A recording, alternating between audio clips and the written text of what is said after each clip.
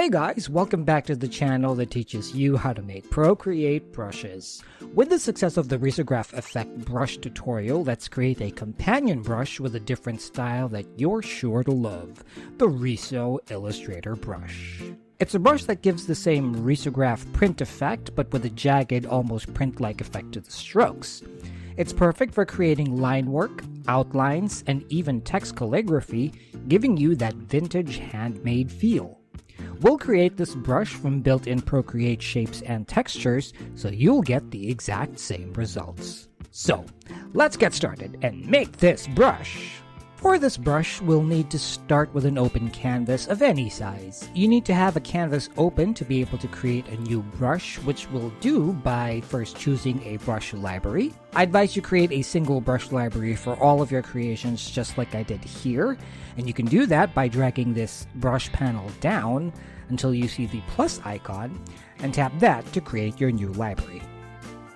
Once you have this, tap on the plus sign here, and this will take you into the brush library, and you can start creating your brush.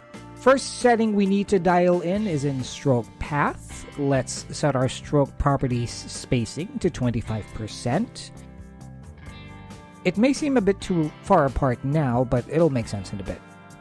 Now, in stabilization, you can play around with these settings to achieve the stroke support you need, but usually setting this streamline amount to max will get you started with a nice smooth stroke. Let's go into shape and choose our brush shape by tapping on Edit beside Shape Source here. Tap Import, then choose Source Library. We have a lot to choose from, but what we want is all the way at the bottom, called Simple Leaf. Select that and tap Done twice here to save your selection.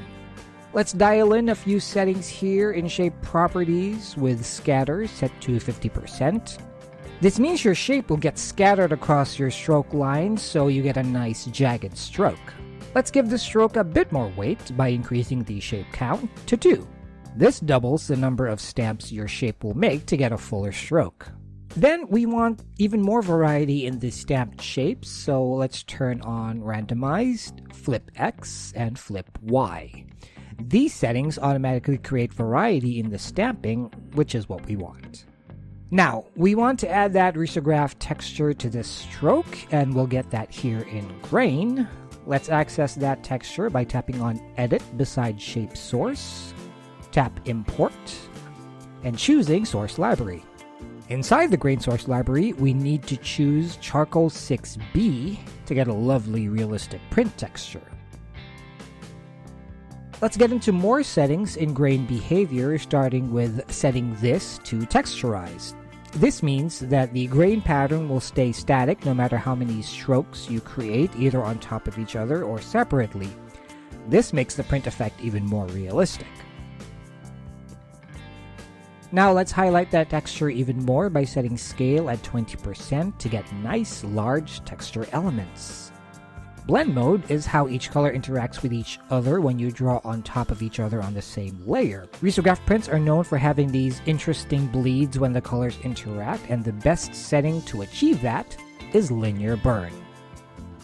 Now we want to bring out the grain texture even more, so down here let's set brightness to max and contrast to 55%, so we get just enough paper printed effect in the texture.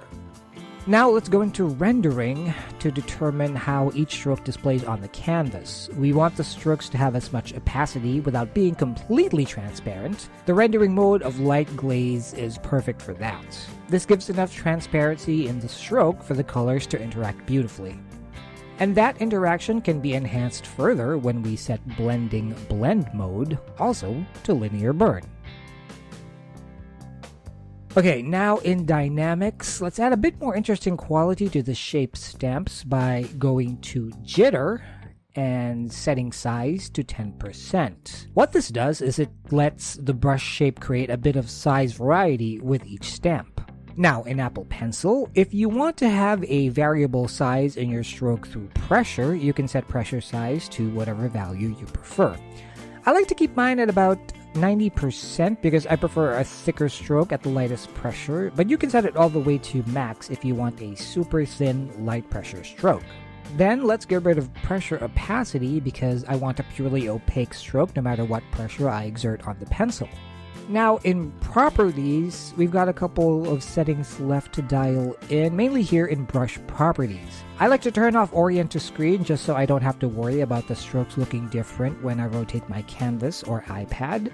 Then here in brush behavior, this minimum size will help control the variation of your presser size by limiting the smallest stroke it can create. Sure, you can do this as well with your pressure size settings, but I find this one helps a lot with controlling the pressure even more.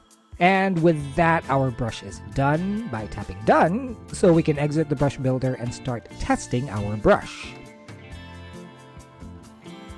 You get this nice jagged stroke that emulates the Riso printed illustrations of the mid-century modern era. That's just super cool. This is great for line work or creating your illustrations, and with the colors interacting with each other, it does look like they were printed with an actual Riso printer, giving it that authentic, realistic effect. Now, doing all of these on the same layer might be too challenging for some of us, me included, since that's the only way to achieve the color interaction effect of risography, if that's a word. But is it though? Actually, you can create your elements on separate layers and still achieve that color interaction by resetting your layer blend mode. You can do that by tapping on this letter N here to get into your blending mode options. By default, the blend mode will be at normal, but if we set it to, you guessed it, linear burn, when you move your element over your other layers, the colors interact. This way you get more control over the final layout of your artwork without worrying about redoing it if they were all on the same layer. I can't wait to see what you create with this brush, so do share them with me on Instagram with the hashtag #MakeThisBrush or @MakeThisBrush. Enjoy creating, and I'll see you again for the next brush. Thank you all, and take care. Bye!